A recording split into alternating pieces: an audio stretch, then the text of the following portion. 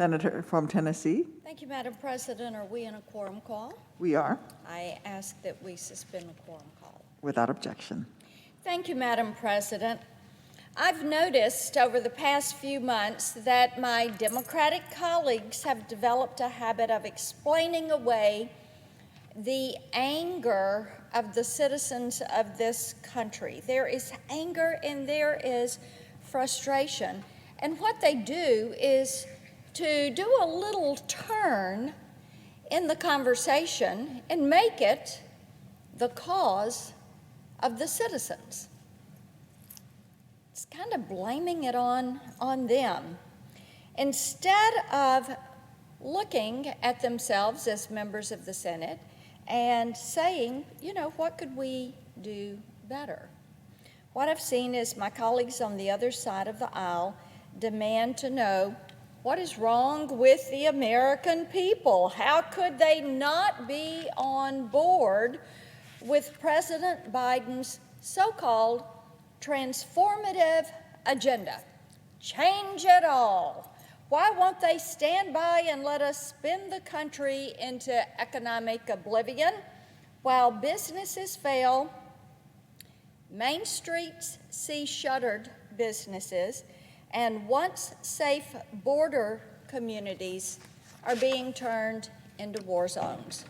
You see, what they're really doing is trying to force the American people to adjust and abandon their principles, things that they have long believed, the founding first principles of this country.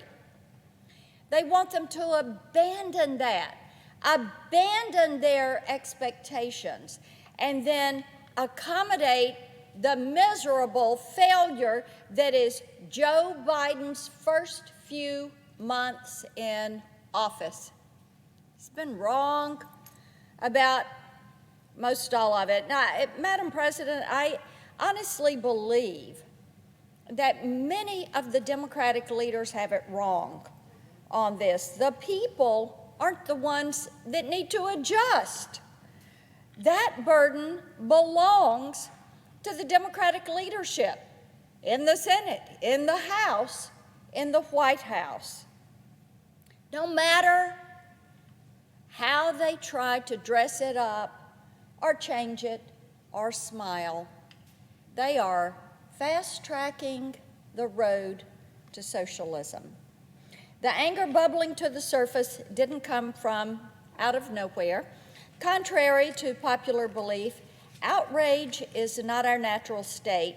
No, what you're seeing is beyond buyer's remorse or even buyer's fear. It's buyer's anger, righteous anger at what they see happening. And it's the culmination of almost a year's worth of confusion, fear, frustration at the Biden administration for how they have failed to lead. Weak leadership. You see, the American people aren't accustomed to watching their leaders intentionally jeopardize our security and prosperity on such a fundamental level. They're looking at all that has fallen apart and realizing that things are the way they are because President Biden and the Democrat leadership wants it to be this way. This is intentional. On day one, President Biden halted construction of the border wall and left those crossings wide open to drug traffickers, to sex traffickers, human traffickers, and gangs. Basically, he hung out the "y'all come, you're welcome" sign, opening that southern border. They did this knowing that hundreds of thousands of migrants were already on their way from Mexico and Central America. 150 countries this year have crossed that border illegally, and that the vast majority of them would pay the cartels for their passage north by serving as drug mules. as prostitutes. What is being done to women and children, it's really awful. It is a humanitarian crisis. If they wanted to, Biden and the Democrats could put themselves between us and that threat. They could support strong immigration policies that protect refugees and also secure the border. It's possible, but they've refused to do it. Instead, they're funneling crowds of unvetted migrants into American communities and enabling the cartels to traffic women and children across state lines with impunity. How dare they? How dare they traffic like they're trafficking? Ignoring this problem isn't humanitarianism. It's not anti-racism. It's dangerous and exposes an appalling lack of wisdom on the part of the president, the vice president, who is supposed to be the border czar, and their advisors. This administration seems to believe that threats to our national security will evaporate if we ignore them. Just don't think about it. Don't talk about it. What you're seeing, you're really not seeing. What they're doing is creating policy in a bubble, which works well for grad seminars, but fails miserably when there are lives on the line. The Biden administration failed in Afghanistan. Now we can argue for the next decade, and I'm sure we will, about lessons learned. But here's what the American people see. The Biden administration gave a terrorist organization the benefit of the doubt. That is right. They trusted the words of the Taliban above the words of the commanders on the ground. The commanders on the ground warned that such an abrupt withdrawal would end in chaos and casualties. But you know what? They wanted to be out by September 11th. They wanted that date circled on the calendar. Joe Biden wanted to be the president that ended the war.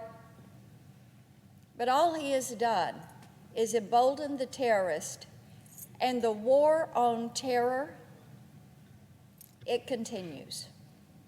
It continues. He ended nothing with the war on terror. He came out of Afghanistan, but now the families of 13 American service members are left to grieve while State Department officials make absurd claims about the power of diplomacy and the Taliban's role in regional politics, all the while ignoring the allies and the partners they abandoned. They still don't know how many Americans, how many of our SIV holders, applicants, their families, are left behind enemy lines.